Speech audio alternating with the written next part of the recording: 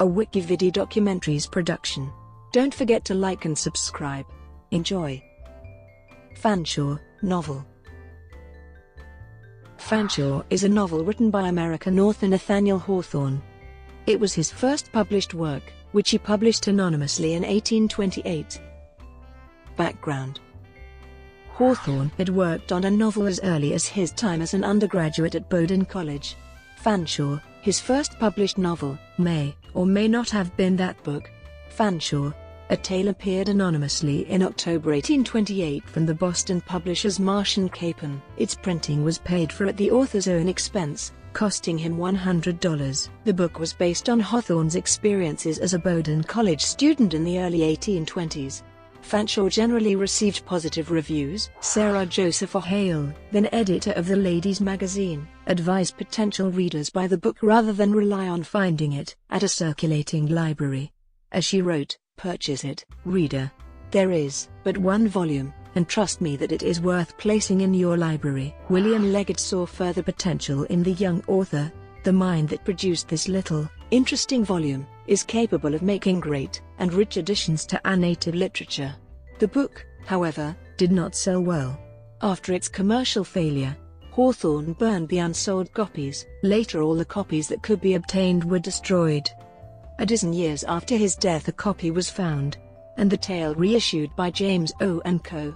The novel was so rare and Hawthorne was so secretive about his early attempt at a novel that after his death his wife Sophia insisted her husband had never written a novel with that title, despite being shown a copy.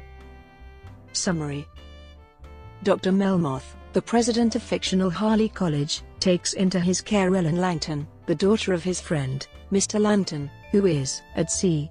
Ellen is a young, beautiful girl and attracts the attentions of the college boys, especially Edward Walcott, a strapping though immature student, and Fanshawe, a reclusive, meek intellectual.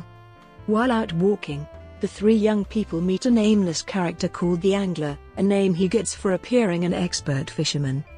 The Angler asks for a word with Ellen, tells her something in secret, and apparently flusters her. Walcott and Fanshawe become suspicious of his intentions. We learn that the Angler is an old friend of the reformed inn owner, Hugh Crombie. The two had been at sea together, where Mr. Langton had been the Angler's mentor and caretaker. Langton and the Angler had a falling out, however, and, thinking that Langton has been killed at sea, the Angler undertakes to marry Ellen in order to inherit her father's considerable wealth. Thus, in his secret meeting with Ellen, the Angler instructs her to sneak out of Melmoth's home and follow him, telling her he has information about her father's whereabouts. His real aim, though, is to kidnap her, to tell her of her father's death, and to manipulate her into marrying him. When the various men learn that she is not in her chamber, they go searching for her. The search reveals the nature of each. Melmoth, an aged scholar unused to physical labor, enlists the help of Walcott, who is the most skilled rider and the most likely to be able to contend with the Angler in a fight.